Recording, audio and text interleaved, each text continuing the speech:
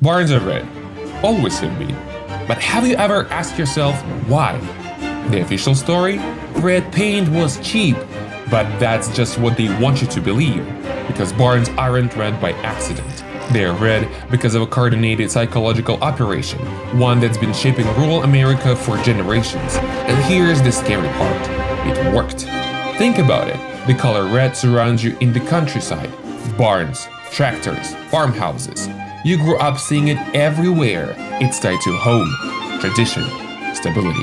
And then, when it's time to vote, you're presented with a choice, red or blue. At that point, do you even have a choice? Or has your mind already been primed to pick red? Coincidence? Doubtful. Buckle up. By the end of the video, you will never trust a red barn again.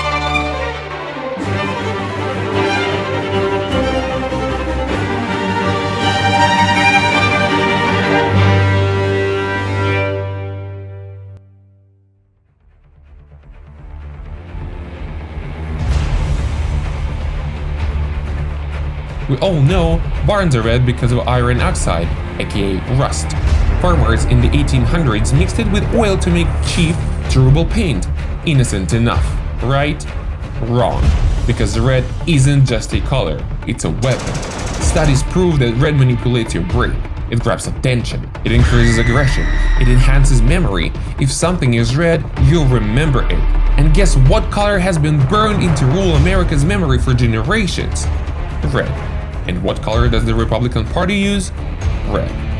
In the 2000 presidential election between Bush and Gore, TV networks standardized the party colors: red for Republicans, blue for Democrats. But when the Republican Party officially embraced red, it wasn't just a random choice. They were tapping into a deep, subconscious connection, one that had been quietly embedding itself in rural minds for over a century. Imagine this. You grew up on a farm. Every single day you see red barns, red farmhouses, red machinery. It's not just a color anymore. It's home. It's safety. It's normal. Fast forward to election session. You turn on the news, the map is split into red and blue. And suddenly, red isn't just a color, it's a feeling. Red means power, strength, tradition. Just like your farm, just like your family, just like everything you've ever known. At this point, your brain has been marinating in red since birth. And when you see that red represents one political party, something clicks. So when you step into that voting booth, did you really choose red? Or were you conditioned to? And that's exactly why farm states and rural America vote Republican.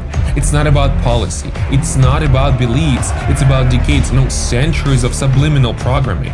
Because if you've spent your whole life surrounded by red, when the time comes to choose a side, there is no choice. You were always going to pick red. They made sure of it. Here is something most people don't know. The US Department of Agriculture, USDA, has actively promoted red barns for decades. Why? Well, let's look at government farming programs. In the early 1900s, when modernizing agriculture became a national priority, government-funded agricultural schools taught best farming practices, including barn construction and painting techniques. And guess what color they recommended?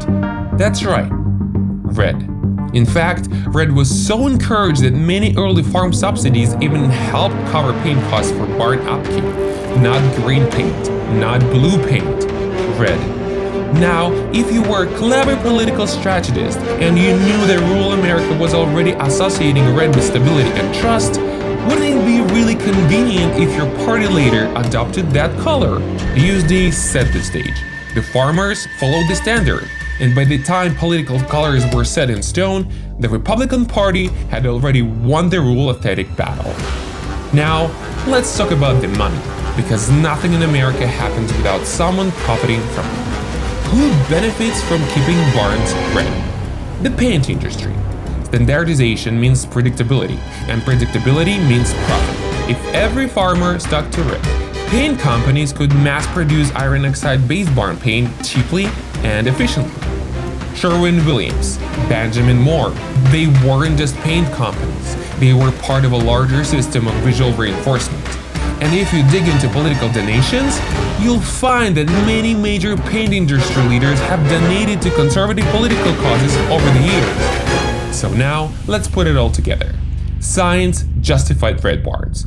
The government actively promoted red barns, strengthening rural America's connection to the color. The Republican Party strategically adopted red.